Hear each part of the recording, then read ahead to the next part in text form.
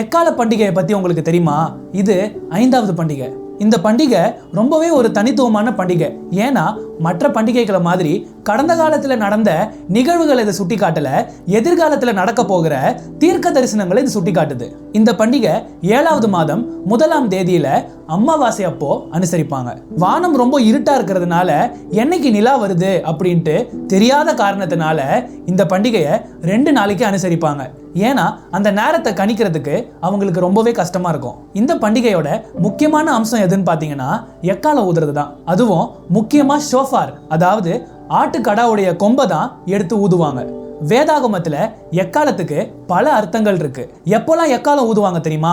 மக்களை ஒன்று சேர்க்கறதுக்கு, யுத்தத்தை அறிவிக்கிறதுக்கு, நியாய தீர்ப்பின் எச்சரிப்பை அறிவிக்கிறதுக்கு, அது மாத்திரம் இல்லாம ராஜாவின் வருகையை அறிவிப்பதற்கு, இதுக்கெல்லாம் எக்காலத்தை ஊதுவாங்க. இந்த எக்கால பண்டிகையானது டேஸ் ஆஃப் ஆ, அதாவது பயபக்தியின் நாட்கள் எனப்படும் காலப்பகுதியை தொடங்கி வைக்குது. 10 நாட்களுக்கு ஜனங்கள் எல்லாரும் அவங்களுடைய வாழ்க்கையை ஆராய்ந்து பாவ நிவாரண நாளுக்காக தங்களை ஆயத்தப்படுத்திக் கொள்வாங்க.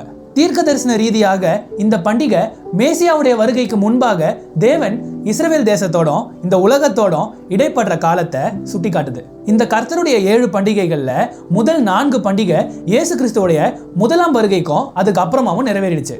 ஆனா கடைசி 3 பண்டிகை பார்த்தீங்கன்னா இன்னும் நிறைவேறல, இனிமேல் தான் நிறைவேற போகுது. எக்காலம் என்பது புதிய ஏற்பாடுல உயிர்த்தெழுதலை குறிக்குது. எப்படின்னா பவுல் என்ன சொல்றாரு? கடைசி எக்காலம் முழங்கும் போது மரித்தவர்கள் எல்லாருமே உயிர்த்தெழுவார்கள், உயிரோடு இருக்கிறவங்களும் எடுத்துக்கொள்ளப்படுவாங்க அப்படின்ட்டு சொல்றாரு. இந்த நிகழ்வுக்கு பேர் தான் ரகசிய வருகை, அதாவது சீக்ரெட் ராப்சர். பழைய ஏற்பாடுல இந்த எக்காலமானது பெரும்பாலும் தேவனுடைய சத்தத்தை குறிக்குது. எப்படி அந்த சீனாய் மலையிலிருந்து எக்கால சத்தம் அதிகரிச்சுக்கிட்டே போச்சோ அதே மாதிரி இந்த கடைசி எக்காலம் மேசியாவுடைய வருகையை அறிவிக்கும். இந்த பூமி தன்னுடைய முடிவை நெருங்கிருச்சு அப்படின்ட்டு உணர்த்துகிற பண்டிகை தான் இந்த எக்கால பண்டிகை. 6000 வருஷம் முடிய போகுது அப்படின்றத உணர்த்துற ஒரு பண்டிகையா இருக்குது. ஒரு நாள் எக்காலம் முழங்கும், ராஜாவாகிய இயேசு கிறிஸ்து மேகத்துல வந்து நிற்பாரு. நாம எடுத்துக்கொள்ளப்படுவோமா?